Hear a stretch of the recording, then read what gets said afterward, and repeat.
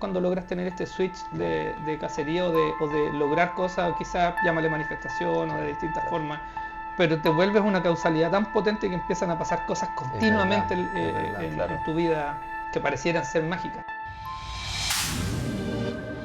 Proyecto Impacto Podcast Oficial IF Chile. Partners: Impulsa Labs Academy, IF Chile, Glowens Ventures, Rocket U, Little Garden, Táctico, Psicólogo Emanuel. Hola, ¿cómo están? Estamos en un nuevo capítulo de Proyecto Impacto junto a Alan, mi socio, y nos acompaña Felipe Ríos, un nuevo invitado. Él es médico de profesión, pero también es empresario y se dedica a la neurociencia. Tiene un estudio, el máster en neuroeconomía, así que vamos a hablar un poco de algunos temas relacionados a eso. Vamos a conocerlo, una pequeña introducción de su vida, de cómo se interesó por eso. Así que vamos allá, un aplauso. Muchas gracias por venir. Gracias por la invitación. Estoy seguro que vamos a tener una conversación súper entretenida. Buenísimo. Esa es la idea. Démosle. Entonces, bueno, quizás nos podrías contar un poco sobre tu vida y cómo te interesaste en la neurociencia. Nos gusta siempre conocer un poco la historia de los invitados. Haciendo un poco la historia corta, en quinto año de la universidad partí con un negocio. Sin entender que era emprendedor, empecé a importar cosas. Se me rompió una pantalla de un dispositivo que tenía con el que estudiaba mucho, tenía todos mis libros metidos ahí. Y eso me abrió las puertas un poco a la importación, al mundo, digamos, de comprar cosas afuera, traerla, empezar a venderla, empezar a reparar cosas. Fue, en el fondo, mi pega de estudiante. Me fue bastante bien, hice una buena cantidad de lucas en esa época. Buena. Empezaste a vender esas pantallas. Y empecé a vender primero las pantallas, a reparar los aparatos cuando no había servicio técnico en Chile todavía. El único que había era el oficial de la marca, que no lo voy a decir, pero yo fui como el segundo que empezó a traer ese tipo de cosas. Bueno. Y después de eso, como aprendí a importar, empecé a importar lo que se te ocurra. Mi mejor negocio fue importar repuestos de autos de lujo, que fue bastante bueno. Traje de Volvo, Mercedes, traje varias cosas bien interesantes. Estaba estudiando en la universidad, estaba en quinto año. En ese tiempo me había ido a vivir con la mamá de mis hijos y se necesitaban más lucas, entonces la mesada de la mamá no alcanzaba como para eso. Así que fue mi primer negocito.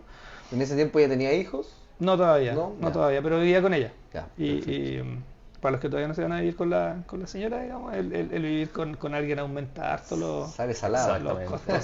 Sí. Si lo puedes diferir, mejor. Claro. Bueno, y después fui conociendo otro tipo de cosas, me metí a un multinivel.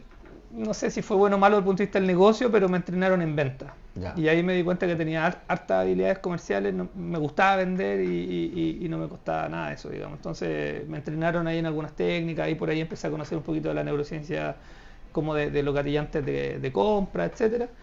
Y luego salí de la U y dejé el emprendimiento en pausa como un año, pero el bichito cuando uno es emprendedor siempre está. Claro, siempre está. Después de un año de trabajar como médico, volví a emprender, empecé a importar de nuevo, después creé una empresa, creé otra cosa. A la fecha me he pegado buenos porrazos y también he tenido algunas empresas que han tenido bastante éxito. Claro. Y ya estoy formado también entre medicina y MBA, estudié varias cosas de nanotecnología, de inteligencia artificial. Bueno. Para entender un poquitito lo que tiene que ver con la innovación. Y hoy día yo diría que soy más bien un innovador. Ya del año 2018 que no veo pacientes, dejé la medicina clínica y estoy haciendo más ciencia. Perfecto. Buenísimo. O sea que siempre te apasionó mucho más el lado del emprendimiento, el lado de la innovación, de la tecnología. Sí, sobre todo cuando conocí las empresas con propósito, la innovación que tiene que ver con problemas graves sociales o medioambientales. Claro. La verdad es que eso me enamoró, pero profundamente. Claro. Conté que para allá era mi camino. Eso es lo que se busca, generar triple impacto. Sí, claro. Sí. Social, ambiental y económico. Exactamente. Exactamente. Perfecto. Sí. Entonces, bueno, vamos con las un preguntas. tema súper importante, relevante que vamos a ver en este podcast, entender bien qué es la zona mágica y la zona de confort y cómo haces la transición de una a la otra. Entonces quizás podríamos partir como que nos partas comentando bien a grandes rasgos qué significa cada zona. Sí, yo creo que es importante que para los que están viendo y escuchando, y ustedes también, internalizar que todos, estas son estadísticas de comportamiento. El 89% del tiempo hacemos lo mismo que el día anterior. Eso quiere decir que nuestro día a día es una rutina más o menos parecida. Por lo tanto, el primer consejo es no tienes que vapulear la rutina, no tienes que demonizar la rutina, porque la rutina es lo que te permite muchas veces alcanzar muy buenos resultados si es que utilizas muy bien tu rutina. Por lo tanto, mientras más fortalezcas tu rutina para aquellas cosas que te hacen bien, tu zona de confort se va fortaleciendo. Claro. ¿Okay? Cuando la zona de confort se vuelve un riesgo es cuando está tan rígida y tan comprimida de cierta forma que no te permite por miedo salir a explorar ciertas cosas. ¿Se entiende? Claro. Ahora, en la zona de confort no se produce mucha neurogénesis. La neurogénesis es cuando las neuronas aparecen de nuevo. En realidad no es que se dividan, sino que la neuroglia, que son las células de soporte, se transforman en neuronas, mutan y se transforman en neuronas. Entonces, este concepto de neurogénesis, que es relativamente nuevo, no es tan antiguo. De hecho, cuando yo estaba en el colegio todavía nos decían que nacíamos con una cierta cantidad de neuronas y que después, a la medida que te ibas pegando en la cabeza o tomabas alcohol o lo que fuera, digamos, se iban muriendo. Hoy día sabemos que no es así, que la neurogénesis existe, el deporte es la forma más efectiva, sobre todo el deporte aeróbico, es la forma más efectiva. Comer una buena cantidad de antioxidantes, evitar cualquier tóxico, droga, alcohol, otro tipo de cosas que puedan dañar tóxicamente, localmente eso. Y también las nuevas experiencias, y por ahí me refiero de nuevo a la zona de confort. Si tú no sales nunca de la zona de confort, tu capacidad de neurogénesis es más lenta y tu neuroplasticidad, que sé que es un tema que vamos a conversar más adelante, también es más rígida. ¿Se entiende? Entonces, para ir adquiriendo nuevas habilidades, tú tienes que forzarte a salir de la zona de confort la mayor cantidad de veces que puedas durante el día. Claro, y hay un montón de ejercicios que podemos revisar, digamos, para eso. Hay el tema de la neuroplasticidad. Sé que, bueno, en los niños obviamente tienen mucha más neuroplasticidad, entonces hasta como qué etapa de la vida uno puede de cierta forma como hacer cosas nuevas versus que ya después estás mucho más estructurado. Hoy día se sabe que la neuroplasticidad es una habilidad que tiene el ser humano hasta que se muere. O sea, todos tenemos mucha neuroplasticidad y de hecho hay una investigación grande en neurociencia que tiene que ver con la longevidad y cómo mantener un cerebro saludable ya cuando está en etapas más adultas, digamos. Han salido aplicaciones, ejercicios, el mismo Sudoku, por ejemplo, que se inventó en esa línea. No fue un juego, fue un juego que se inventó para hacer neuroestimulación para adultos mayores. Por ahí, en los niños, muy bien dices tú, ellos viven en un estado, lo podemos profundizar más adelante también, que tiene que ver con ciertas ondas electroencefalográficas y eso traduce ciertos estados de conciencia.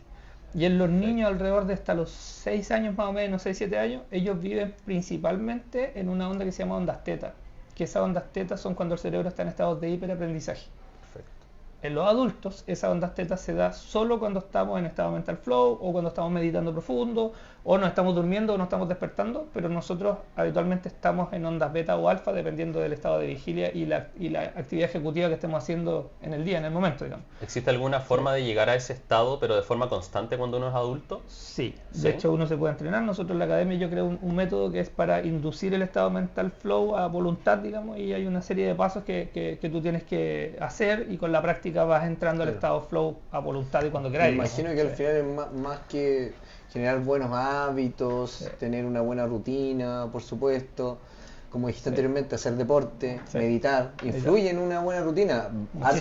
Muchos entrenadores de alto rendimiento de CEOs del mundo o de celebridades lo dicen, como Jim Quick, por ejemplo, dice lo mismo. Al final tenés que llevar una buena rutina diaria, varios ejercicios mentales y aplicarlo en el día a día, porque eso permite que se recuperen las neuronas. Exactamente. Y cómo genera, si el cerebro es un músculo, se puede desarrollar. Así es. Perfecto. Jim Quick tiene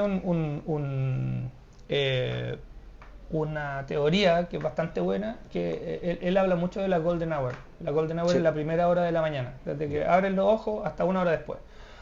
Y yo particularmente lo entreno harto con mis alumnos en la academia y yo también particularmente lo hago. Tengo mi ritual, mi rutina de la primera hora de la mañana es vital y cuando me desordeno en esa rutina también me doy cuenta del impacto que tiene en mi productividad en el día, en mi estado de ánimo, en un montón de cosas más. Cuéntanos un poquito de saber más específicamente la rutina. Que se puede saber. Por supuesto, sí. La verdad es que tiene 4 pilares fundamentales.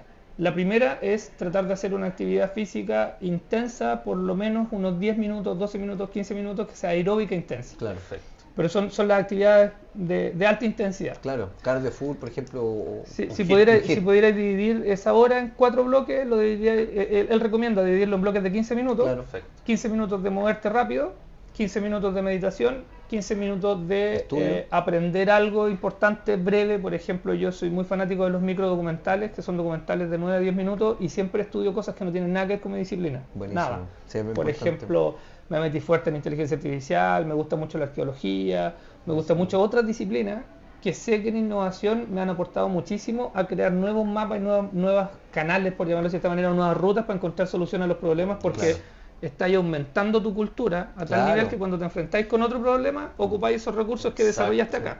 Tienes muchos más temas. En esa primera hora logras tener hiperaprendizaje en esos 15 minutos y no es necesario que los 15 minutos estés súper concentrados, sino que incluso puede ser por osmosis, como le llamamos de repente, que escucháis un podcast, un audiolibro, lo que sea. Lo que siempre recomendamos, escuchar podcast, incluso mientras hacen ejercicio en la misma actividad, puedes estar ya escuchando. Exacto, y los otros 15 minutos hidratarte harto, ojalá con agua filtrada. El agua hoy día se sabe que tiene ciertos minerales, el agua de la llave tiene ciertos minerales que de repente producen ciertas calcificaciones en ciertas áreas del cerebro que no es muy bueno que se calcifiquen, digamos. Entonces tratar de tomar agua filtrada es súper bueno, evitar mucho el agua embotellada por el tema de microplástico y otras cosas, o sea, ser consciente con lo que estáis comiendo y tratar de en la mañana, si no vaya a comer, por ejemplo, si estáis haciendo ayuno intermitente, que también es muy saludable, lo hacemos. Yo también, es muy muy bueno y se ha descubierto mucha ciencia respecto a eso. Pero tratar de que en la primera hora de la mañana, por ejemplo, no consumas café de inmediato. El café, si tú despiertas y tomas café de inmediato, produce un antagonismo de la aldosterona, y ese antagonismo de la aldosterona te genera mayor estrés, y después de las 2 de la tarde cae ese efecto, digamos, y te hace craving de nuevo para tomar café y andas con una productividad muy baja. Si tú te tomas ese café, ojalá natural, después de la primera hora de la mañana, ese efecto no existe. Perfecto. Entonces acá empezamos a hablar de los ciclos circadianos y la importancia que tienen en el cerebro, los momentos del día en donde tú vayas a hacer ciertas cosas. Eso también es súper relevante. Eso lo quería preguntar igual.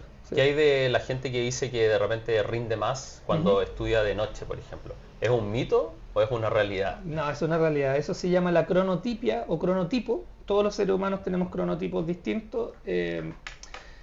La estadística dice que más o menos el 70% de las personas somos de cronotipo matinal, pero no matinal extremo. Se identifican 4 cronotipos: el matinal extremo, el matinal, el vespertino y el nocturno. Esos son como los 4 bloques, como a grandes rasgos estadísticos. Claro. Lo que podemos entrenar es qué momento de máxima productividad tienes tú a voluntad. Eso tú lo puedes entrenar. Ahora, fisiológicamente naciste con un cronotipo o lo entrenaste sin querer en la adolescencia o en tu época universitaria, y ahí generalmente uno se da cuenta ahí en qué momento rinde más su cerebro porque aprende más. No sé, por ahí. Yo tenía compañeros que les encantaba estudiar en la noche, a mí no me funcionaba esa cuestión y me iba a dormir. ¿Y eso está determinado por la estructura misma del cerebro? No se sabe muy bien el motivo de por qué uno es matinal extremo o el otro es más nocturno, pero digamos, es una consecuencia, y eso es como el metabolismo propio del ser humano, digamos, es una expresión fenotípica de algo genético probablemente. Claro, fenotípica, en el fondo de acuerdo a la experiencia o lo que has recibido. Me imagino que si tienes una buena rutina diaria, si te levantas muy temprano, no vas a rendir la noche, porque va a ser muy tarde, vas a estar cansado. A nosotros nos pasa que nos levantamos temprano, full ejercicio, full estudio, idiomas, todo, y empezamos a grabar, y después la noche ya no hay más, no rendís. Hay que descansar y el otro día de nuevo. Y por el contrario, las personas que les cuesta mucho partir, que hay personas que les cuesta en la mañana y que tienen como que se sienten como con resaca, por ejemplo, esas personas habitualmente tienen un cronotipo más tardío y ellos a las 12 de la noche están funcionando full. Y el ciclo sigue de nuevo, entonces al día siguiente andan cansados de nuevo, hacen su rutina más tarde, terminan más tarde de nuevo. Eso se puede adaptar, pero hay ciertas personas que tienen ese metabolismo y sería, digamos. Como hay personas que les gusta el ají y otras que no lo toleran porque le hace muy mal. Esto es más o menos parecido, digamos. Es una característica tuya que si te la conoces, puedes entrenarla hasta cierto punto, digamos. Pero cambiar, por ejemplo, un matinal extremo por un nocturno es muy difícil que eso ocurra. A mí me pasó, por eso te lo digo, yo era extremo del otro lado, nocturno, salía todas las noches, tenía un estilo de vida pésimo y cambié totalmente. O sea, y cuando tenía que trabajar también avanzaba más de noche, tenía que estudiar más de noche. Hoy en día es todo lo contrario y lo cambié. Y con el ají también.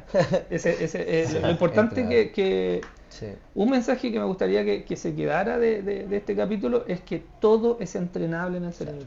Todo sin ninguna excepción. Sin ninguna excepción, todo es entrenable. Si tú empiezas a adaptar tu cronotipo y empiezas a migrar la cantidad de horas de productividad, tu cerebro va a aprender. Y listo. Es verdad. Sí. Hay un médico que está hablando ahora de la dieta carnívora y altísima en grasa y dice si tú eres un adicto al azúcar, de hecho una adicción terrible, ¿cierto? Mucho más fuerte que la heroína, si eres adicto al azúcar, entrena tu cerebro cada vez que te da el craving por el azúcar para comer chicharrones. Entonces tú decís, yo como médico digo, chicharrones, me estáis bromeando, o sea que el colesterol se llega a las palas, una persona obesa va a tener infarto, qué sé yo. Bueno, la ciencia dice que no. Claro. La ciencia dice que no, que si le das credín por el azúcar, empieza a comer chicharrón, deja los carbohidratos y el colesterol le baja. Claro. Y es una dieta antagónica y las personas no tienen infarto, entonces como todo es contraproducente, es el azúcar al final lo que genera problemas. Genera muchos problemas, cáncer, diabetes, de todo. Exacto. Y el gluten igual, son las dos peores drogas, se podría decir, del siglo XXI. Mira, el Peter Diamandis, el fundador de la Singularity University, es uno de los mentores que a mí más me gusta, digamos, sigo mucho su trabajo. Hace un par de días puso en sus redes sociales, dijo, te voy a decir verdades que duelen. En la siguiente lámina decía, el azúcar alimenta el cáncer. Y esta es una verdad. Exacto. Y te la creo totalmente porque también lo hemos estudiado y lo hemos visto. ¿Sí? O sea, yo tenía, vuelvo a repetir, un estilo de vida muy malo. Sí, claro. Después pasé por un proceso de tocar fondo, generar impacto, cambiar. Y cuando sustituí estos hábitos negativos por positivos, me di cuenta que todo cambió. O sea, de partida bajas de peso. Exacto. Aprendes mucho más, tienes mejores temas, trabajas mejor, generas mejores lazos. Y por otro lado también los exámenes. O sea, fui al médico nuevamente y tenía todo bien.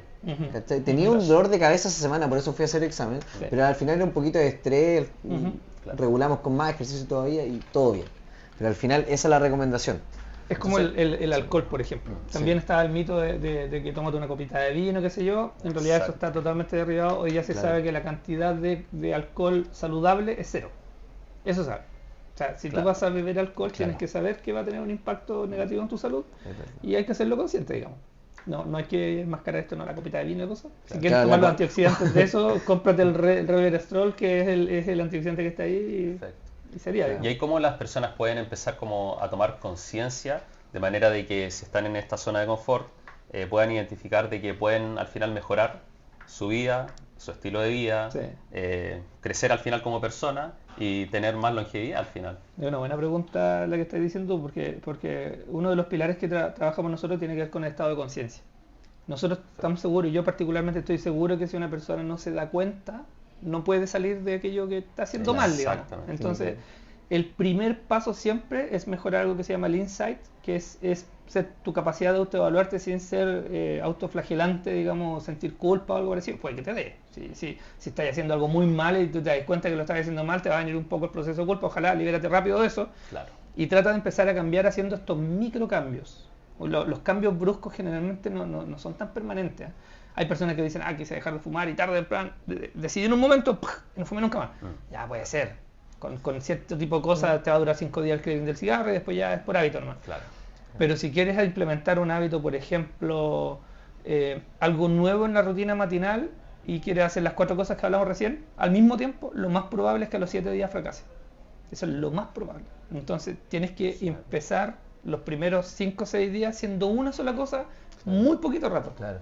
Por ejemplo, si vas a hacer ejercicio, párate de la cama y aunque sean 2 minutos. ¿Sí? Da lo mismo. Dale. Parte con 2 minutos. La regla y pones el cronómetro y listo, y se acabó. 2 minutos y felicítate. Claro. Y listo. ¿Cómo ahí tú podrías indexar un hábito con otro hábito que venga quizás como a sacarte de esa zona de confort al final? Mira, hay una técnica que es de 3 pasos. Que en neurociencia del comportamiento se sabe que es la que más funciona. Hay varias, si ustedes buscan en la literatura van a encontrar varias. A mí me gusta particularmente esta. Se llama trigger, ejecución y recompensa. Son esos 3 pasos. El trigger es un gatillante en donde tú entrenas al cerebro para empezar este nuevo hábito. Por ejemplo, si te gusta el rock o la música alegre, qué sé yo, despierta con música alegre y apenas te levantes, te lavas la cara, te lavas los dientes, toma un poco de agua y te vas a hacer 3 minutos de ejercicio de alta intensidad. Claro. Pero tu gatillante es esa alarma con música que te sube el ánimo. Claro. ¿Se entiende? Perfecto. Si tú repites eso todos los días, puede que te aburra la canción, pero todos los días vas a tener ese trigger. Y esto es muy de Pablo, no sé si se acuerdan en el colegio cuando vimos esto de sonar la campanita del perrito comida. Sí. Es lo mismo, gatillamos temas reptilianos en el cerebro que si tú tienes ese estímulo vas a llevarte a la ejecución. Luego viene la ejecución, que en este caso sería el ejercicio de alta intensidad de 2 o 3 minutos, y luego viene una recompensa, y aquí es donde todos se caen. Esa recompensa tiene que generar placer. ¿Okay? Puede ser un cafecito, un cubito de chocolate, contraproducente con el azúcar que estábamos hablando, pero si el premio da lo mismo, tiene que generarte placer. o ver algo que te haga reír, o hacer algo que te dé placer en ese minuto. Alguna dopamina instantánea. Algo tiene que haber para que el cerebro, cuando sienta la canción y despierte, ¿cierto? Y diga, qué lata voy a hacer deporte, se va a entrenar a que lo que viene es el placer del post-ejercicio, de post-ejecución.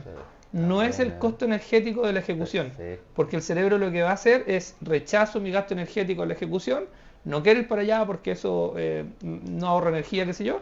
Sin embargo, si el placer es más intenso que el costo de la ejecución, voy hacia el placer. ¿Se entiende? El cerebro va por inercia. Buenísimo. Entonces adquieres un nuevo hábito entrenando conscientemente esos pasos. Trigger, ejecución, recompensa, totalmente recomendado. Bueno. Yo lo he hecho un montón de veces con hartas cosas. ¿Te ha funcionado? Sí, lo entreno harto también y a mi alumno igual le funciona. Sí. Buenísimo. Muy bueno. Espectacular. Bueno, vamos con otro. Perfecto. Sí. Entonces quizá ahora podríamos entrar ya a definir qué es la zona mágica. Buena pregunta. Y si es que cuántos pasos ahí hay, qué significa esa zona y cómo, bueno, ya la siguiente pregunta, pero cómo llegamos a esa zona al final. O sea, antes de la zona primero mágica hay que consensuar, hay que consensuar si existe o no existe. Claro. ¿Existe la zona mágica, creen ustedes? Yo creo que sí. Yo creo que debe existir. Cada uno quizás debe tener su zona mágica estructurada. Ahora creo en todo. Yo siempre cuando hablo de la zona mágica y llego a esa laminita de la zona de confort y zona de pánico y zona de aprendizaje y zona mágica, son 4 zonas que están como medias consensuadas, ¿cierto? Sí. Zona de confort, fuera de eso está la zona de aprendizaje, donde hay un gasto energético pequeño pero placer de aprendizaje. Cuando sales de la zona de aprendizaje a la zona de incertidumbre, que no sabes nada, no tienes idea en qué estás, ahí viene una zona que se llama zona de pánico, o sea, la zona que te da miedo, no quieres estar ahí, vuelve a la zona de confort. Claro. Y pasando esa zona, más allá hay otra zona que se describe como la zona mágica. Claro.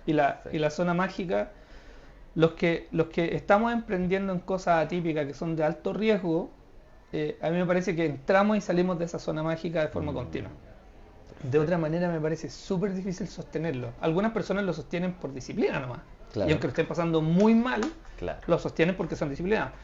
Los que no somos tan disciplinados, lo sostenemos porque el estar en la zona mágica genera un estado de sorpresa y un estado un poco de placer en el cerebro súper grande. Porque pasaste de la zona de pánico, pasaste de esa zona que te causa terror y que lo único que quieres es volver a la zona de confort, y aparece esta zona mágica en donde suceden cosas inexplicables. Sí, yo sé que desde el punto de vista científico es raro lo que estoy diciendo. Sí. Que todo se conecta de cierta forma. Logras mover las energías. Sí, claro. yo me lo explico por la ley de la causalidad. Es la única forma en que me la puedo explicar la zona mágica, que de alguna forma tú generaste en tu zona de confort, en la zona de aprendizaje, incluso en tu zona de pánico, generaste algo que tuvo un efecto que era inesperado para ti. Claro. Y es como si fuera la ficha de dominó, que botaste esta y la otra está 50 fichas más allá y no te diste cuenta. Claro. Algo pasó. A veces son súper inexplicables. En la zona mágica tengo alumnos que me han dicho cosas que superan la coincidencia. Tengo una anécdota que es increíble, se la puedo contar ahora. Sí, contémosla. Porque nosotros también hablamos de esas coincidencias todos los días. A veces yo le digo, oye Alan, escribámosle a tal persona para entrevistarlo o para no sé qué. Oye, le estoy escribiendo. Claro. Sí, pasan cosas. O de repente cosas más cuáticas, no sé.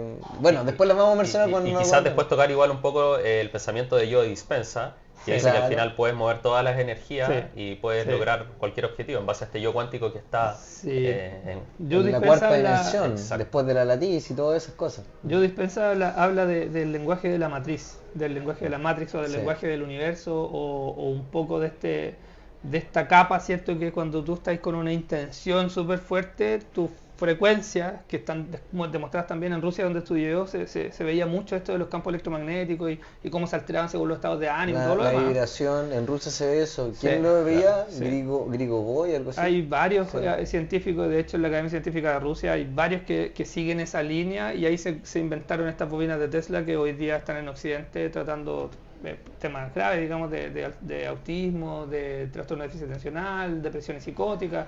De hecho, llegó a Chile el centro que hace esta estimulación transcranial con bobinas, que su primera investigación fue en Rusia.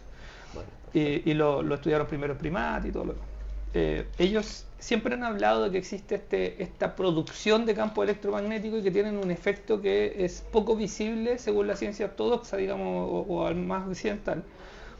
Y yo lo explico, y aquí voy a especular, siempre teníamos un amigo que siempre tocábamos en la mesa cuando estábamos especulando, porque era una especulación educada, le llamamos, pero al fin y al cabo es especulación igual. Claro. Yo pienso que en el mundo cuántico, y esta es una creencia personal, cuando tú tienes una intención potente que está asociado a una emoción potente, lo que habla Joe Dispenza, ¿cierto? Tienes una intención y una emoción potente, le estás entregando un mensaje a este campo cuántico que va a tener efectos en otras personas y en otras cosas y en otras situaciones, digamos. Claro. Y por ahí le encuentro una explicación más lógica a las cosas que pasan en la zona mágica. Perfecto. Por eso pienso que la causalidad siempre eres tú el yo creador, digamos, de esta situación. Y la causalidad genera estos otros contextos que dependen de otros creadores, digamos, pero de alguna forma aparecen. Claro. Eso está 100% relacionado con que todas las cosas, incluyéndonos nosotros como un cuerpo físico, somos energía. Exacto. Entonces, si podemos al final mover las energías a nuestro alrededor, exacto, y tenemos conectado cuerpo, mente y alma, al final podemos lograr cualquier cosa. Exacto. Es verdad. Cuando hablamos en neurociencia hay un área que se llama la neuroteología. Y es bien interesante porque habla de la experiencia mística y de qué es lo que pasa en el cerebro con la experiencia mística. Y está la línea de la experiencia mística que describe en el fondo esto como un efecto solo cerebral. Y está la otra línea que dice que puede ser un efecto cuántico también de la conciencia. Entonces no hay un consenso todavía si es que la conciencia es o no cuántica en ese sentido, o si es solamente biológica o física. Ya sabemos que no es solo biológica, que tiene otros componentes, ni siquiera estamos 100% seguros que está en el cerebro, por ejemplo, que cuando hay experiencias cercanas a la muerte la conciencia sale, qué sé yo, y no está en el cuerpo almacenado, que hay memoria cuando el cerebro está apagado, etcétera, etcétera, etcétera.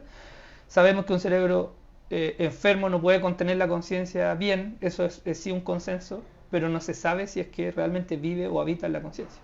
Entonces hay toda una especulación ahí, sigue siendo un gran misterio en la neurociencia. Entonces yo me tomo de la teoría de Roger Penrose, que habla de la conciencia más cuántica, y que esto, cuando tú tienes distintos estados de ánimo, cambia tu emisión de campos electromagnéticos dentro de tu cerebro y afuera de tu cerebro, y eso va a tener un impacto necesariamente en este éter, digamos, que tiene toda esta otra frecuencia, en donde te enchufáis de repente y pasa alguna cosa. Claro.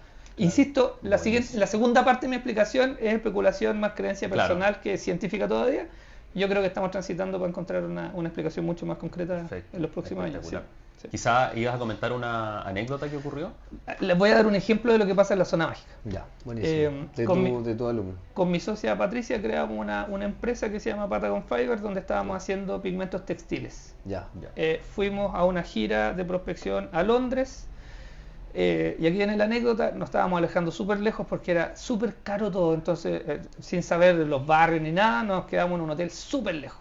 En la última estación del tren, 10 minutos no era, así que imagínense cómo estábamos de lejos, o sea, estábamos lejos. Periferia, ya.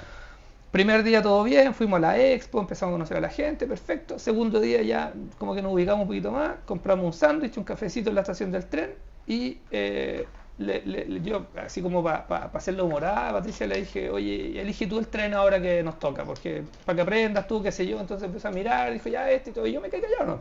Yo sabía que se había equivocado, me quedé callado, nos subimos al tren igual, como eran 3 estaciones, nos podíamos cambiar de lo mismo. Y nos equivocamos del tren. Quiero que vayan sumando la cantidad de cosas que ocurrieron para que ocurriera lo que les voy a explicar después. Perfecto. ¿Okay? Se equivocaron de tren, vamos. Mira, con una, ya. Tomamos un Uber, llegamos a la estación, paramos a tomar café y sándwich, tomamos un tren, nos equivocamos del tren, el tren tendrá 7 vagones, no sé, nos equivocamos del tren, nos bajamos en la siguiente estación porque ahí Patricia se dio cuenta que se había equivocado, nos cambiamos al tren que venía siguiente, nos subimos a otro vagón y en la estación siguiente se sube una mujer con un cabestrillo. Ya. ¿Se entendió la cantidad de sucesos? Como 7, 8 más o menos. Y se sube al mismo vagón en la misma puerta que estábamos nosotros. Estaba Patricia sentada, yo también. Veo a esta dama que estaba con el cabestrillo, me pongo de pie, le ofrezco el asiento y me pongo un poco más acá. Yo todavía estaba con mi café, entonces me tomé la barandilla y empecé a tomar café. Patricia no habla inglés, por cierto. Entonces en ese momento no yo habla. Conozco a la Pati, pero no sabía que no habla inglés. No habla inglés, lo logra entender, pero no habla inglés fluido. Ya. Y de pronto la escucho riéndose con esta señora. Así, pero muy de amigo. Y aquí me miran. Claro. ¿Qué onda? ¿Por qué está? Sí. Y de repente me llama y me dice, oye, ella es de Irlanda, mira, le gusta el folclore irlandés, a mí me encanta el folclore irlandés. Empezamos a compartir videos, qué sé yo. Me dijo, oye, y además es directora de una empresa de moda. Mira. No te creo, le dije, ¿en serio? Sí, nos compartimos el contacto y qué sé yo. Así que le interesa ver el producto, bla, bla, bla, bla. Ya, listo. Espérate que no termine ahí. Y ya la coincidencia de conocerla a ella es una brutalidad. Para hacer la historia corta, terminó siendo ella la directora de finanzas de la empresa Haiku, que es la principal creadora de tecnologías para la industria de la moda. Abastece tecnología Lycra, Marmot, Patagonia y un montón de otras personas más, de empresas más. Estando en la feria le escribimos un mensaje, ella dijo, ok, mira, a las 6:30 parte la reunión de directorio, juntémonos a las 6 a tomar un café y si tienen suerte van a conocer al CEO de la compañía. Fuimos y estábamos sentados tomando un café, de repente vemos un séquito de 5 personas, todas muy ejecutivas, un gallo alto, pelado, que era el CEO de la compañía. Me dijo, bueno, ahí van a tener 3 minutos para conocer a este señor. Elevator pitch. Claro. Y te juro que todos los años que llevaba enseñándole el elevator pitch, ahí se concretaron en ese momento. Claro. Le hice un elevator pitch de uno con, no sé, 45 segundos, algo parecido. Logré que el tipo se sentara con nosotros. Le seguí haciendo el elevator pitch durante 3-4 minutos. Nos dio la tarjeta y dijo, juntémonos, me interesa mucho lo que están haciendo. Y qué buenísimo. Esto iba a ser como para otro año, o sea, nos vamos a juntar online y qué sé yo. Claro. Esto sigue pasando y nos escribe en la mañana al día siguiente. Nos dice, oye, me interesa mucho juntarme con ustedes, los invito a cenar hoy día en la noche.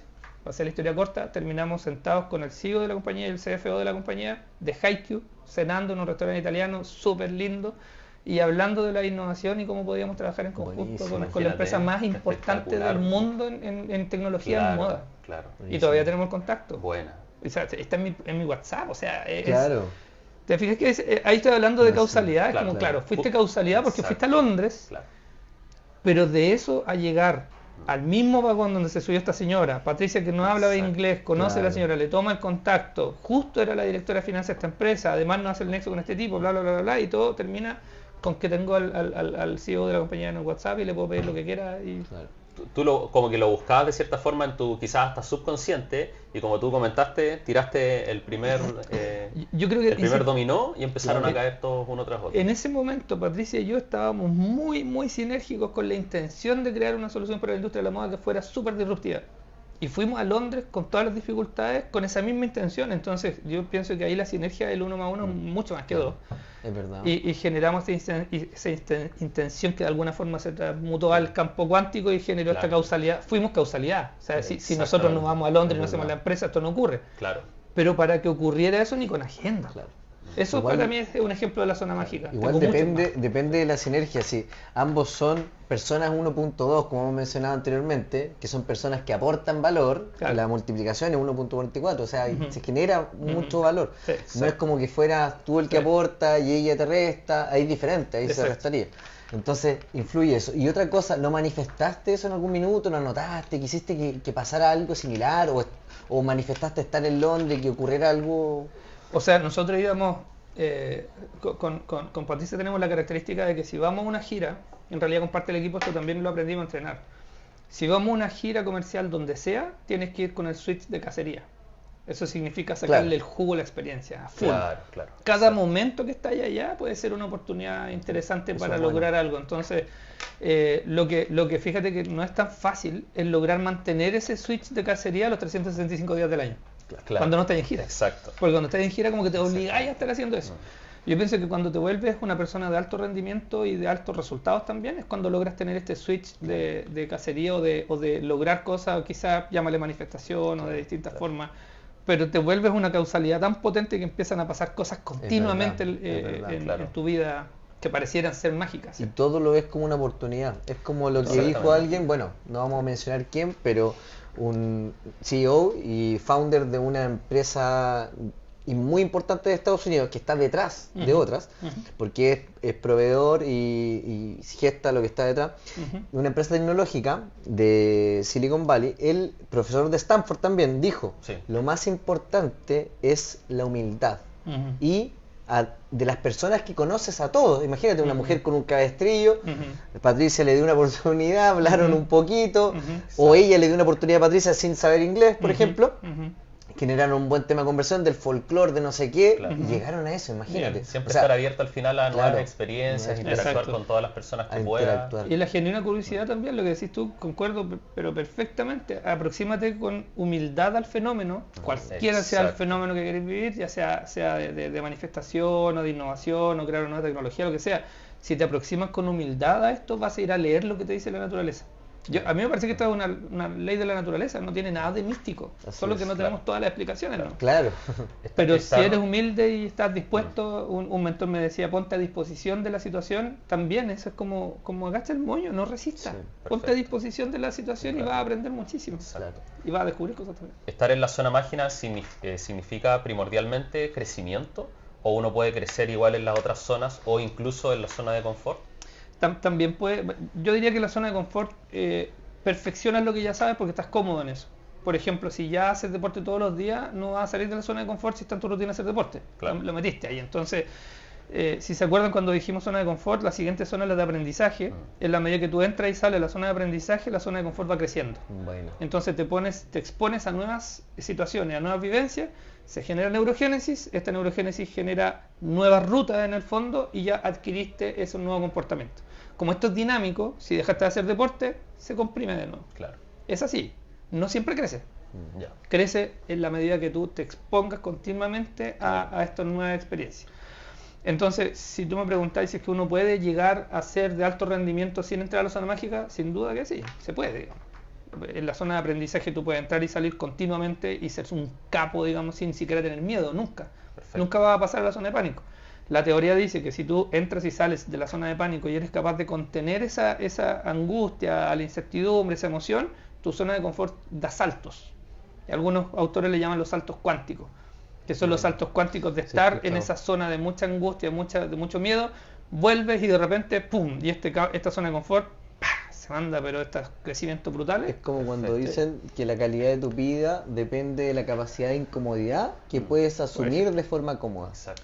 Hay un neurocientífico de comportamiento que dice eso. Dice, aprende a vivir en la incomodidad. Así es. En la medida que aprende a vivir en la incomodidad, tu cerebro nunca va a envejecer, va a tener siempre experiencias nuevas, va a descubrir cosas nuevas de ti, de tu entorno, etcétera. Eso mismo, sí, pues dicen que cuando vives momentos incómodos, aprendes más de ti y de otros. Exacto. ¿Qué rol juega la dopamina en todo este proceso?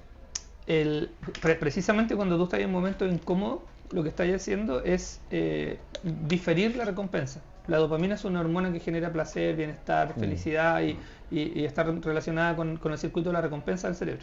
También con otras cosas, en el amor, por ejemplo, también en el placer. Claro.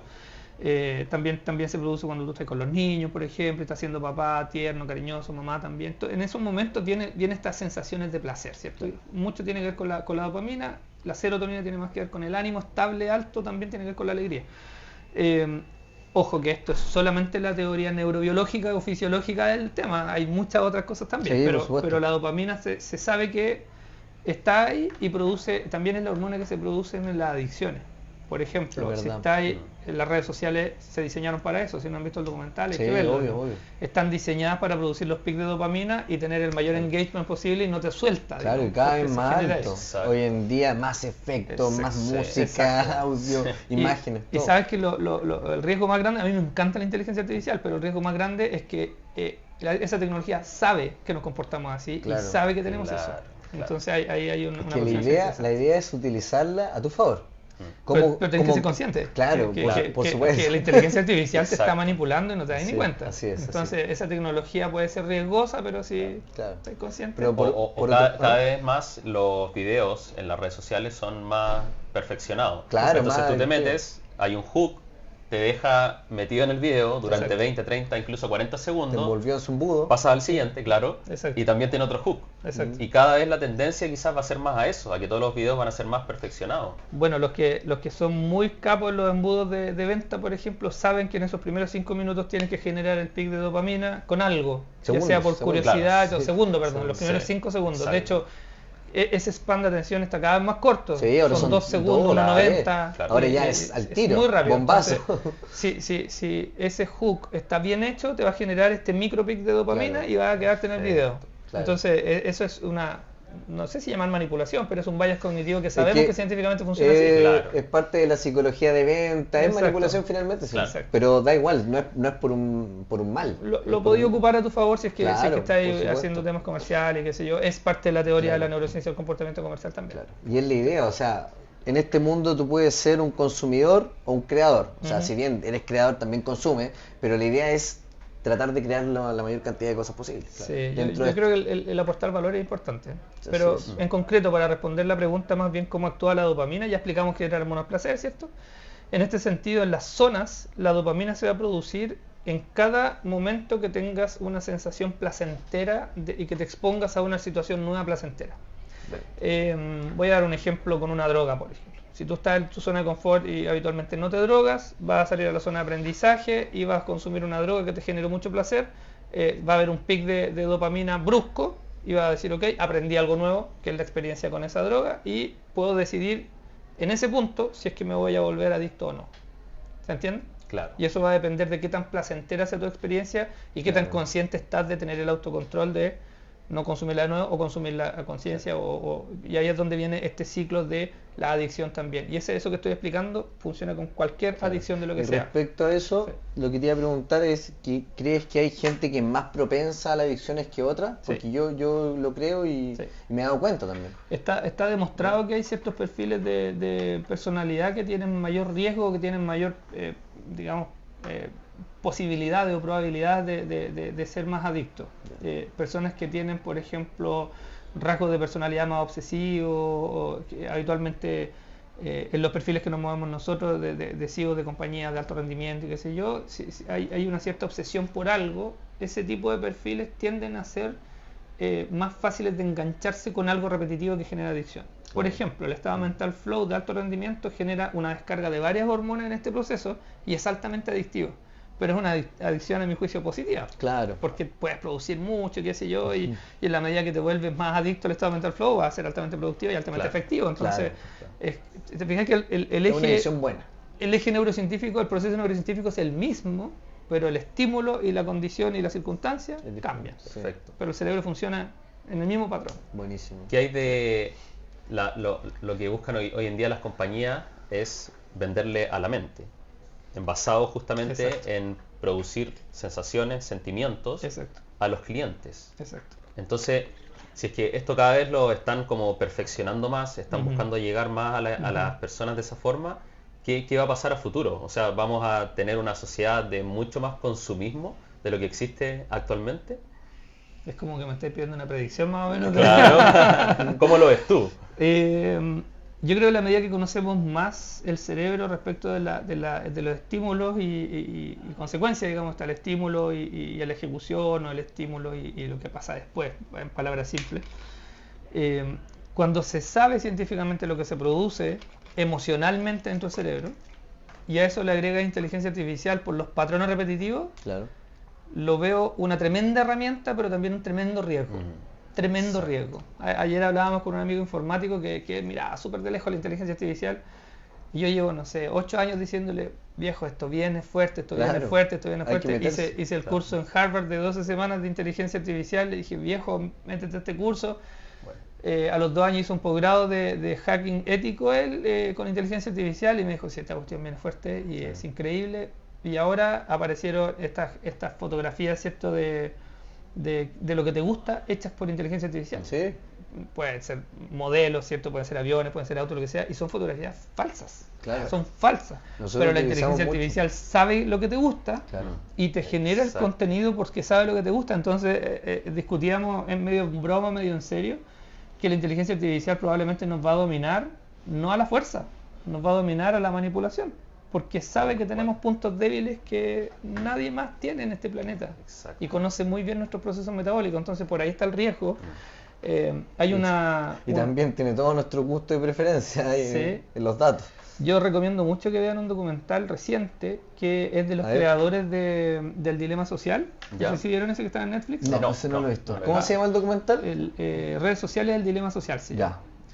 Los mismos creadores sacaron el año pasado un documental que se llama El Dilema de la Inteligencia Artificial. Los tipos son un poquito catastróficos, un poco, pero es súper interesante conocer su mirada. Y ellos hablan del primer contacto con una inteligencia no humana. Y hacen esa analogía filosófica, digamos. Que nosotros como raza humana ya tuvimos este primer contacto con una tecnología, con una inteligencia no humana, que es la inteligencia artificial, y que salimos mal. Porque el primer contacto es con las redes sociales y eso generó mayor suicidio infantil, trastornos de alimentación, generó enfermedades, adicciones a las compras, adicciones al celular, alteraciones en el comportamiento de los niños, etcétera, etcétera, etcétera. Entonces, si lo analizamos objetivamente, nuestro primer contacto con la inteligencia artificial salió mal porque nadie entendía muy bien la tecnología. Hoy día la entendemos un poco mejor y sabemos que un camino es que nos haga mal. Pero también hay otro camino que puede ser una tremenda herramienta para curar enfermedades, soluciones energéticas, productividad, dejar que el ser humano deje de hacer trabajos monótonos, horribles, ¿cierto? Y se creen nuevos puestos de trabajo, etcétera, etcétera, etcétera. Claro. Que todo eso desde la perspectiva de sociedad. Sí. Pero nosotros hablando del individualismo, yo creo que entre los tres utilizamos harta inteligencia artificial en lo que hacemos y nos favorece. Sí. Pero como sociedad, claro, la gente no lo está utilizando, o algunos le tienen miedo, otros flojera, simplemente que no quieren aprender. O ignoran que están siendo impactados todo el día con la inteligencia artificial en un montón de cosas. A mí a veces me preguntan, oye, el otro día estaba hablando de no sé, de Brasil, y me empezó a aparecer publicidad de Brasil. Y yo le digo, ya, pero son por las cookies, el teléfono te escucha, ahí te genera una experiencia personalizada, bla, bla. Para mí era tan natural. Obvio, natural, claro, pero la gente no, así, era algo mágico. Exacto. Claro. O está la resistencia a la privacidad. Yo creo que con la inteligencia artificial hoy día es imposible tener privacidad, no se puede. El algoritmo que apareció, que el router lo ocupan para saber qué tipo de persona hay en una habitación, o sea, ya ni siquiera necesitáis una cámara dentro para saber dónde estáis físicamente dentro de una pieza, ¿cachai? Entonces, como realmente es una herramienta muy, muy poderosa, hay que ver hacia dónde va a transitar. En realidad nadie sabe muy bien en las predicciones. Ahora, pienso que esto llegó para cambiarnos la vida. Por una parte, el conocimiento neurocientífico está cada vez más profundo, y por otro lado, la inteligencia artificial está ayudando muchísimo a eso también, en cuanto a los patrones repetitivos, y eso va a tener un impacto sin duda. Esperemos que sea un impacto bueno. Yo soy súper optimista, patológicamente optimista. Yo creo que es una herramienta que va a cambiar al mundo para bien, digamos, pero hay que verlo todavía. Sí. En la última cumbre de Suiza, el 80%, bueno, hubo 2 chilenos de partida, estaba Andrónico Luksic y algunos de su equipo, qué sé yo, y está también Eduardo de la Mayora de Betterfly, y el 80% de lo que se trató en esa convención, donde está la economía más grande del mundo y los empresarios más grandes del mundo, fue de inteligencia artificial. El 80%, no es menor. Sí. En la última reunión del Foro Económico Mundial, que fue hace un mes me parece, también el 80% de la reunión fue la inteligencia artificial y el impacto en las personas, digamos, y cómo van a generar estas tecnologías, ciertas herramientas, un poquito de control también, que eso es lo que se trata ahí en esos foros, digamos. Oye, Felipe, y volviendo un poco a la zona mágica, ¿qué herramientas hay como para facilitar la transición para llegar a esa zona? Yo creo que aquí hay que entender en qué momento estás en tu zona de confort, en qué momento estás en tu zona de aprendizaje, en qué momento estás en tu zona de pánico y en qué momento estás en tu zona mágica. Y de nuevo, el eje para mí es fundamental, la conciencia. O sea, que tengas la capacidad de leerte y leer lo que te está ocurriendo en una determinada situación, y si querés ser un poquito más metódico, ubicarte en tu monito mental, ¿cierto? En tu dibujito mental, en dónde estoy en este momento. Estoy en una zona de aprendizaje. A mí me encantan los podcasts, he sido mucho más entrevistador que entrevistado, digamos, he creado muchos más capítulos. Ahora estoy en una situación que me gusta, estoy aprendiendo de ustedes, entonces es agradable, sé que estoy ahí. No estoy en mi zona de confort, a pesar de que esta situación para mí es súper familiar. ¿Te fijas? Claro. Pero estoy lejos de la zona de pánico, porque me siento súper cómodo en un entorno así. Y ese análisis no es en sí como súper puntual y específico del momento, sino que la persona como que tiene que pensar un poco hacia atrás, en base a todas las cosas que está haciendo. Exacto. Y cómo puede hacer ese análisis, no sé, una semana, un mes, o cómo se siente actualmente con quizás las cosas que vienen a futuro. Doy un ejemplo. Cuando partí emprendiendo me invitaron a la tele y fui habitualmente como el doctor de un programa de televisión, y era de la zona sur. Y al principio, claro, la primera vez que estuve sentado con un montón de cámaras y las luces y qué sé yo, estaba súper intimidado y estaba muy nervioso. Claro. Y yo me acuerdo de ver esos videos y afortunadamente tenía como la capacidad de estar en el rol y no sentirme tan nervioso. Me volvió a pasar cuando expuse en el TEDx el otro día, hace poquito, en el concurso. Estaba yo tremendamente nervioso, vi los videos y no me tiritaba la voz, pero yo me sentía que yo estaba tiritando la voz, me vino el impostor, pero mal. ¿Ahí estuviste en el TEDx? Sí, pues, y ganamos. Bueno. Ganamos nosotros en la categoría, entonces dije, imagínate, yo estaba terriblemente aterrado, o sea, ahí estaba en zona de pánico todo el rato. Claro. Y al final del evento nos premian a nosotros, fue zona mágica todo el rato, ¿te fijas? Claro. Entonces ahí hay otro ejemplo de estaba totalmente, tengo mucha preparación del escenario, miles de horas haciendo relatoría, qué sé yo. Ahí aparece el síndrome del impostor. Y me apareció el síndrome del impostor en ese momento, porque comparativamente todas las otras empresas eran muy grandes, estaba Cura, Biotech y un montón de otras que son súper potentes en esta zona. Nosotros éramos los más pollitos, con una tecnología que puede impactar mundialmente, pero todavía muy, muy incipiente. Imagínate. Entonces estaba yo te juro que estaba aterrado. Claro. Entonces, si tú me decías en qué zona estaba, zona de pánico totalmente. ¿Y qué pasó después? Nos premian a nosotros, zona mágica. Claro. ¿Fuiste causalidad? Sin duda. ¿Hiciste cosas antes para llegar a ese punto? Sin duda. Claro. Fuiste causalidad de todo lo que ocurrió, pero no eres causalidad de la decisión de los demás. ¿Se entiende? Claro. Ahí está la zona mágica. Claro. Fuiste causalidad para provocar la situación, pero el resultado final dependió de otras cosas, del universo, del entorno, de la cuántico, qué sé yo. Perfecto. Eso. ¿Cómo se entrena y cómo llegáis más ahí? Exponiéndote. Igual que todo es entrenable, acuérdense. Así es. En la medida que te entrenas más resultados vas a tener. Todo en la vida. Sí, concordamos contigo. Nos hemos dado cuenta de eso. Todo es entrenable. Sí. Y darte cuenta cuando no estás haciendo las cosas bien contigo también. Sí, es importante. Más flojo, menos consciente. Y es dinámico esto también. Sí. Hay momentos en que estáis altamente productivo, otros momentos en que estáis más bajoneado tal vez, estáis pasando por crisis familiares, qué sé yo. Eso es así, tampoco hay que culparse de eso. Pero en la medida que eres consciente, vuelves otra vez a tener estos ritmos que son más saludables para ti y tu entorno también. ¿Cómo consideras que es el apoyo social de la familia y de las personas que te rodean basado en este proceso de transición de las personas, obviamente, cuando ya tomen conciencia de estoy en la zona de confort, quiero realmente salir de esto? Entonces, ¿cómo consideras tú ese apoyo que tienen que tener? O si pueden hacer esta transición de forma solitaria, por decirlo de alguna forma. Yo creo que sí se puede solitario, pero el entorno social es inevitable. O sea, somos seres sociales, tienes familia, tienes pareja, tienes hijos, donde vayas vas a comunicarte con otro ser humano, incluso de forma virtual. Entonces, siempre va, a menos que sea un ermitaño en una montaña, y ni siquiera, porque ahora con la internet va a estar conectado igual. Entonces, hay que partir de la base que somos seres sociables y vivimos en comunidad. Ahora, aunque de repente las personas tienden a aislarse. Y yo creo que a todos nos ha pasado, especialmente en la pandemia, ocurrió que ahí uno dejaba quizás de tener comunicación con las otras personas, o te llamaban y te daba lata. O sea, por eso te digo, yo te diría que la gran parte del tiempo, aquí hay estadísticas sociales al respecto, estamos conectados con otros. Claro. La mayor parte, aunque vivan solo. Como ceteris paribus, pero... Como sea, vas a estar conectado con otros. Claro. De hecho, vas a estar conectado al mismo tiempo, o porque generó un contenido que tiene un impacto social. A ti también. Iba a mencionar, como cuando conversamos con Emanuel en otra entrevista con un psicólogo tiempo atrás, donde él dice que a lo mejor estás solo, pero por ejemplo te aburres, te pones a leer, y eso lo escribió alguien, lo escribió un humano, por ejemplo, y si el día de mañana lo escribió la IA, ya es otro cuento. Piensa que el podcast que tenemos hecho nosotros en Spotify hace más de 1 año y medio que no hacemos ni un capítulo, y sigue teniendo un montón de descargas y sigue existiendo esta bola de nieve, tiene más de 88.000 descargas en este momento, 88.000. Y hay capítulos que siguen existiendo y de repente nos envían un correo electrónico y yo no me siento a grabar un podcast hace 1 año y medio. Entonces hay esa persona que escuchó porque estaba solo o estaba con nosotros. Claro, estaba acompañado. Entonces, de nuevo, filosofía, ¿ok?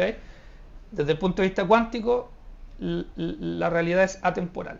Así es. Entonces, si yo creo un contenido aquí que lo escucha una persona 2 años después y le genera la emoción que yo tuve de intención aquí, está ocurriendo el efecto. Claro. Tuve la intención acá, hoy día no la tengo, pero tuve la intención acá y la persona se impactó igual. Entonces este ser humano, si tú me decís cuánto importa el entorno, brutal. O sea, si querés ser un fracasado, júntate con fracasados. Define qué es fracaso para ti, júntate con ellos y te aseguro que vaya a fracasar. Te lo aseguro. De hecho, si me hacía apostar, te pongo $1 millón que te va a ir mal si todo tu entorno es una manga de fracasados. Lo digo súper burdo, súper duro. Sí.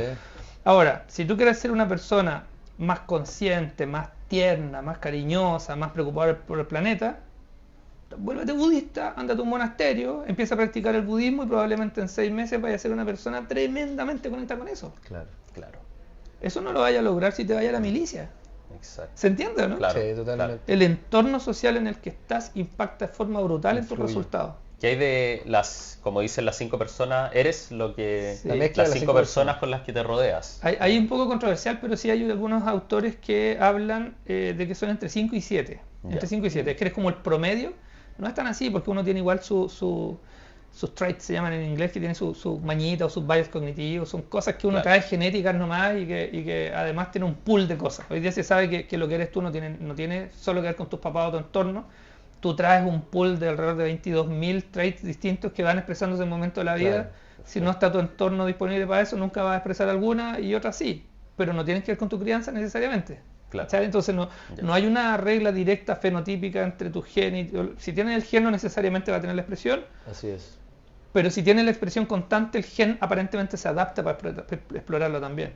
sea, yo no voy a tocar como Mozart, pero yo sé que si ensayo 20 años piano voy a llegar a un nivel al 90% de Mozart. Claro. ¿Se entiende? Claro. Entonces tú lo puedes entrenar también. Perfecto. Lo que pasa con tu entorno es que, en palabras bien simples, pueden potenciar tus sueños o pueden reventarlo. Entonces tienes que ser súper consciente con quiénes te estáis rodeando.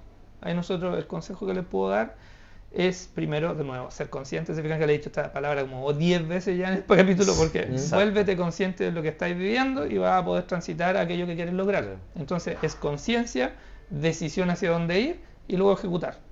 Básico, si no es difícil. Claro. Lo que pasa es que el concepto es muy simple, pero empezar a hacerlo requiere un gasto energético y un compromiso y una disciplina súper duro. Uno entra en ese estado, obviamente, de inercia, le pasa a muchas personas, y al final nunca salen de esa zona. Y también con las personas que están rodeados. O sea, si una persona me resta, o le gusta solamente ir a las fiestas todo el rato, entonces al final tú vas a terminar convirtiéndote en esa persona. Exacto. Entonces, no me miren a mí si yo no voy a fiesta. Claro. Pero lo que hablábamos aquí, el consejo que les dije que les iba a dar, tiene que ver con renegociar los contratos sociales. Entonces la renegociación, un contrato está implícito entre dos personas. Nosotros tenemos un contrato ahora, estamos hablando bien entretenido, yo aprendiendo de usted y viceversa, ¿cierto?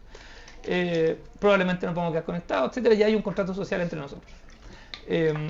Y ese contrato va a ser positivo y saludable mientras ambas partes se beneficien, igual que cualquier otro contrato. O sea, los contratos están establecidos para un beneficio mutuo, no para perjudicarnos mutuamente, ¿cierto? Entonces, en la medida que socialmente nos beneficiemos, ese contrato se va a mantener igual. En el tiempo, como las relaciones humanas son dinámicas, a veces los contratos se tuercen de una de las partes o las personas simplemente cambian de ciudad, cambian de gustos, cambian de lo que sea. La vida es dinámica, eso ocurre, está bien. Y uno tiene que evaluar y reevaluar esos contratos sociales y saber si este entorno sigue obteniendo de este entorno lo que tenía, lo que quería. Valor. Claro. Puedo renegociar el contrato y mantener esta relación humana o este entorno humano, o en realidad tengo que romper este contrato y cambiar de entorno en el fondo. Y eso va a depender de lo que queréis consiguiendo en la vida. Es como, disculpa, iba a decir algo. Es como lo que se habla de las dietas hipoinformativas, no sé si lo has escuchado, que en el fondo es tener una dieta súper estructurada en la cual tienes solamente cosas que te aportan valor, lo demás lo vas sacando, qué sé yo, reality show. Yo no veo eso, por ejemplo, decidí no consumir contenido que me hace daño hace alrededor de 14 años desde que salí de la universidad. Bien. Entendí que la primera indicación para un trastorno de ansiedad era apagar la tele, por ejemplo. Se lo indiqué a todos mis pacientes. 100% de los pacientes que llegaban con un trastorno de ansiedad era, por favor, deje de ver las noticias. Claro. Y ese morbo que tienen las noticias genera un contenido tan nocivo en tu cerebro, todas estas hormonas de estrés, al final le llamamos nosotros este alimento emocional. ¿Qué emociones quieres tener y qué te estás alimentando tú desde el punto de vista mental y emocional para tener esa emoción? ¿Y qué pasará con las personas que realmente miran tanto las noticias que se sientan, no sé, a las 9, están ahí todo el tiempo? En general tienen miedo. Haz la pregunta. Es como, ¿tú ves las noticias? Sí. ¿Qué pensás de la delincuencia? No, que este país está terrible, bla, peor. Bla, bla. Pero ¿cuál es el beneficio al final de ver las noticias? Ninguno. Yo creo que es un hábito. Yo creo que es solo un hábito. Es verdad. Si una noticia no te aporta en nada a ti, solamente te está mostrando que hay asesinatos en Santiago, no sé, a mí no me aportan nada. Yo opino que es mejor buscar las noticias, o sea, decir, bueno, busquemos economía, qué sé yo, busquemos de, no sé, convenciones en tal lugar o de neurociencia, lo que sea, pero no estar ahí viendo cualquier cosa que no te aporta. De nuevo, conciencia. ¿Qué contenido quieres consumir y por qué? O sea, ¿qué efecto quieres tener con este contenido? Esto es la Golden Hour. Si tú en la Golden Hour solo estás viendo el scrolling sin sentido, estás consumiendo eso. Sí, inevitablemente estás generando rutas en tu cerebro con esa información. Cuando te expongas al estímulo de ocupar esos recursos, ¿qué recursos vaya a tomar para poder resolverlo? Aquellos que estuviste creando en los últimos 6 meses probablemente. ¿Se entiende? Sí, entonces la ruta decisional que vas a tomar está muy influenciada por tu entorno social, el contenido que consumes todos los días, los libros que estás leyendo, cómo te sientes, los traumas que tuviste en tu vida y un montón de otras cosas más, pero los que acabo de mencionar son los principales, al menos en lo reciente. Puedes traer traumas infantiles, pero si te entrenas tú un año en consumir contenido que es sanador, por ejemplo, muy probablemente la intensidad del trauma va a ser mucho menor al momento de tomar la decisión. Perfecto. ¿Se entiende? Eso, de nuevo, todo es entrenable. Toma conciencia de lo que estás consumiendo, porque eso tiene un efecto en tus micro decisiones en el día. ¿Cómo entra en juego el karma, si es que existe o no, en los contratos sociales? Yo tiendo a no creer mucho en el karma, fíjate, porque pienso más bien en las leyes de la causalidad, pero tengo mucho respeto por esas creencias, y no sé si hay una creencia hindú que tiene más de 10.000 años, por algo lo dice también, ¿cierto? Yo en tema un poquito más esotérico, quizá más religioso, me declaro un probabilístico. Sí. Y eso lo tomo, no es mío, es un concepto que tiene el Daniel Eggleman, que también es un neurocientífico. En la historia humana, el último reporte antropológico es que han existido 32.000 religiones. 32.000. De las más conocidas son 2.200 actuales. 2.200 creencias religiosas actuales. Entonces puedes elegir cualquiera de ellas y la que te haga más sentido a ti. Ahora, lo que sí sabemos en neurociencia es que tu salud espiritual está en la punta de la pirámide. Un estudio de productividad y de salud mental de Harvard mencionó que en la punta de tu pirámide estaba tu salud espiritual. Luego venía tu salud mental, luego tu salud social y luego tu salud física. O sea, tu salud física era la base, pero la cúspide era tu salud espiritual. ¿Qué significaba tu salud espiritual? Significa tener algo, una creencia respecto de fenómenos de la naturaleza, respecto de la espiritualidad, lo que sea. Perfecto. Incluso si tú crees que solo vives en esta tierra y que después te descompones y no será nada, esa es tu creencia. Claro. Tienes una creencia espiritual, y en la medida que tú tengas claro esa creencia o tengas una búsqueda de eso te fortalece muchísimo desde el punto de vista de tu protección de salud mental. Y ahí entra en juego otra cosa, basado igual en la amplificación de la conciencia. Puede haber un capítulo completo sobre esto, pero quizás lo has investigado o no, el tema de la psilocibina. Ah, sí. Ah, yo quería preguntar lo mismo. ¿Sí? Cuando hablamos de las adicciones. Sí. A la fecha, estamos en el 2024, y llevo 3 años y medio estudiando del tema de la psilocibina. Vamos a hacer otro capítulo sobre eso, ¿eh? Sí, pero ahora conversémoslo muy por arriba, porque yo igual tengo ahí una experiencia que tuve, pero que fue una locura. Hay mucho para conversar. Lo que puedo decir es que hoy día existe una revolución respecto de la psilocibina y se está legalizando fuerte para uso medicinal inicialmente, y en algunos países para uso recreativo también. Ya sabemos que en Holanda está legalizado para uso recreativo. A mí me parece que es una molécula increíble, una molécula increíble, lo vuelvo a decir con todas sus letras, increíble lo que se está logrando con la psilocibina y el DMT, sobre todo porque la secuencia es que consume psilocibina y produce DMT. El DMT se produce de manera endógena también. Les recomiendo que busquen por ahí a los experienciadores, o sea, las personas que han estado en los estudios de DMT, de administración continua de DMT, y ellos tienen estas explicaciones. Es una cuestión increíble. Hoy día se sabe, por ejemplo, que esto no es transversal, por favor, aquí hago el disclaimer, esto no es una indicación médica ni mucho menos, pero sí puedo hablar de la ciencia que está detrás y los artículos científicos.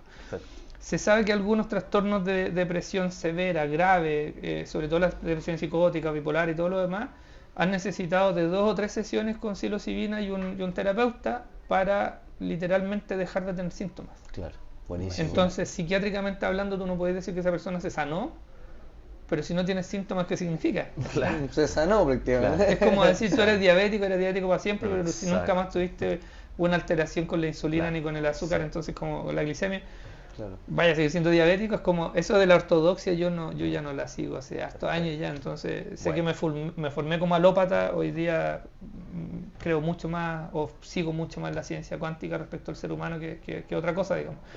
Entonces a mí me parece que el DMT, y por aquí de nuevo, en la hipótesis de la conciencia cuántica, el DMT le llaman que es como una gateway, es como una llave, química a la percepción de la realidad de una manera distinta. Claro.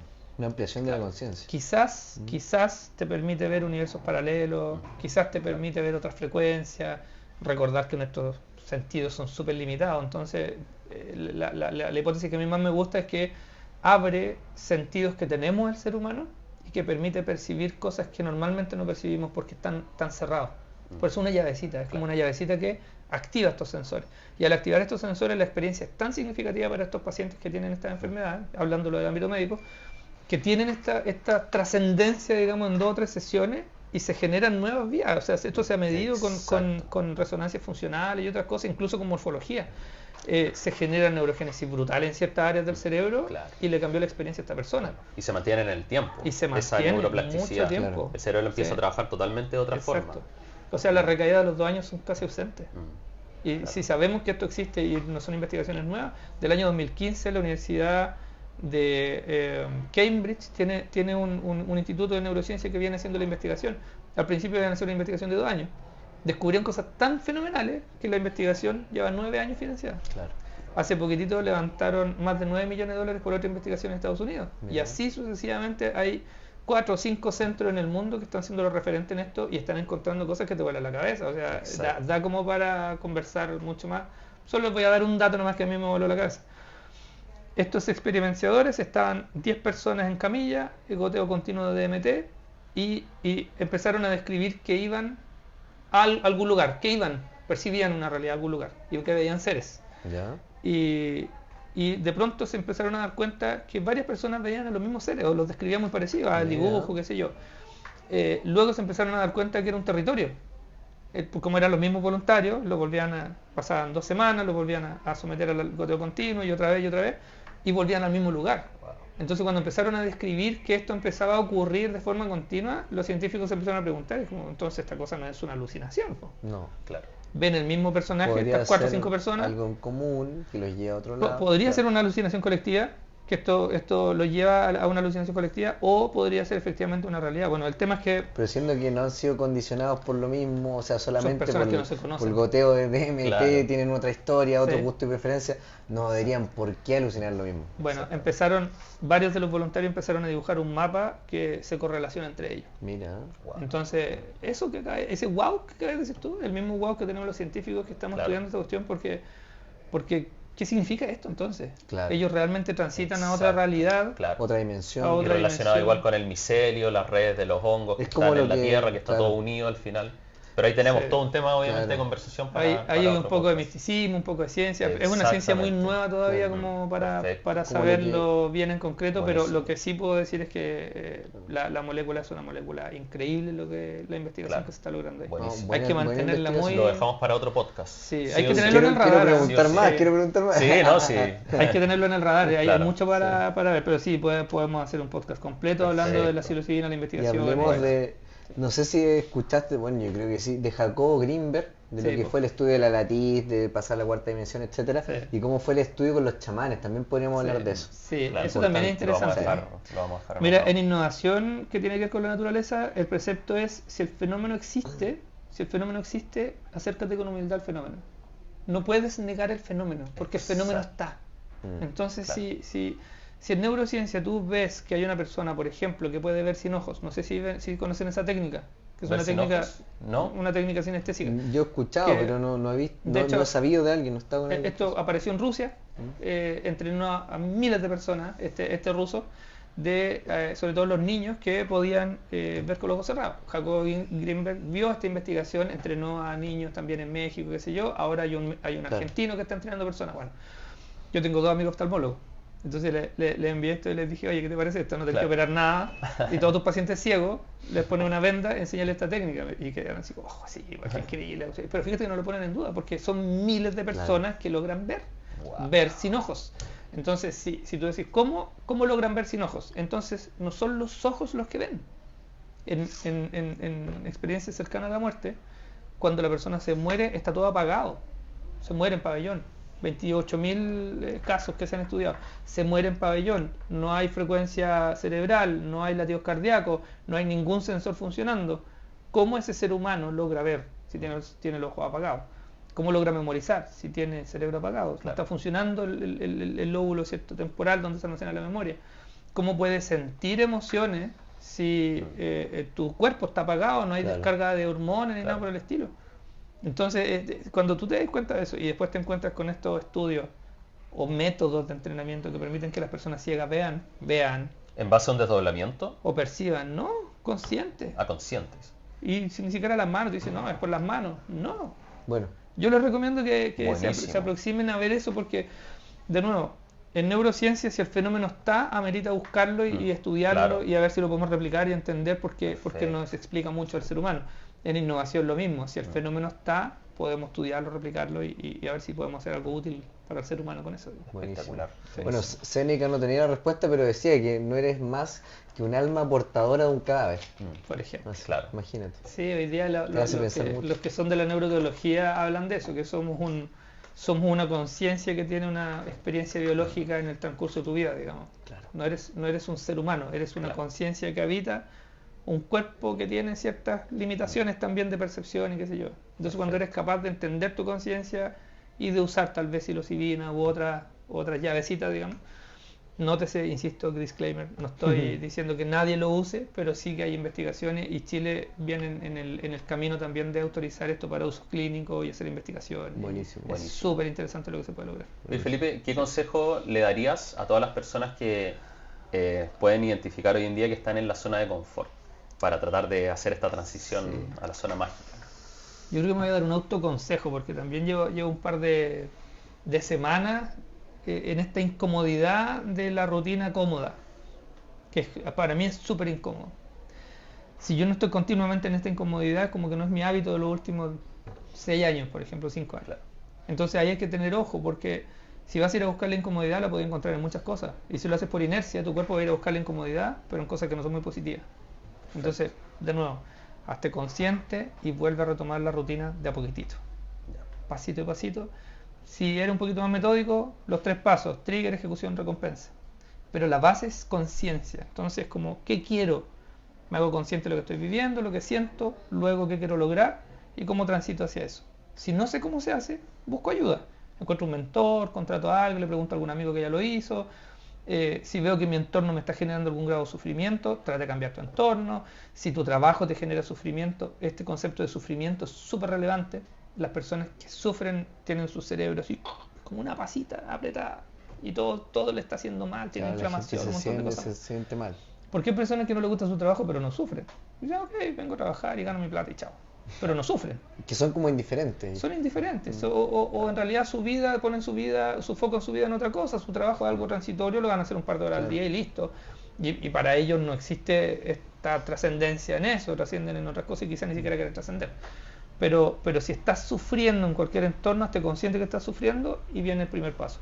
Yo tuve un mentor que una vez le escuché esta analogía. Dice, tu zona de confort es como una jaula. Y puede ser una jaula de oro, pero jaula es. Entonces, que no se te olvide que tu zona de confort te puede tener atrapado o puede ser el trampolín que te lleva, ¿cierto?, a tener una mucha mejor vida. Buenísimo. Sí. Buenísimo. Bien. Un aplauso. Un aplauso. Muchas Muy buen capítulo. Tremendo capítulo. Mucha información para procesar. Claro, mucha información relevante, así que espero que hayan tomado nota. Si no, vuelvan a ver el capítulo y tomen nota porque salieron muchos life hacks finalmente. Sí, así es. Ahora el mensaje para el cierre es no agobiarse, porque aquí tratamos de comprimir en 1 hora años, muchos años de ciencia y de repente se dice, que tanta cosa no quiero hacer nada. Claro. Que partan con una, que decidan un life hack y partan 2-3 minutos con eso, pero que no lo dejen de hacer, que fortalezcan el musculito de la disciplina y la perseverancia. Buenísimo. Sí. Importante. Gracias. Bueno, un aplauso. Así que otro aplauso y nos vemos en otro capítulo de Proyecto Impacto.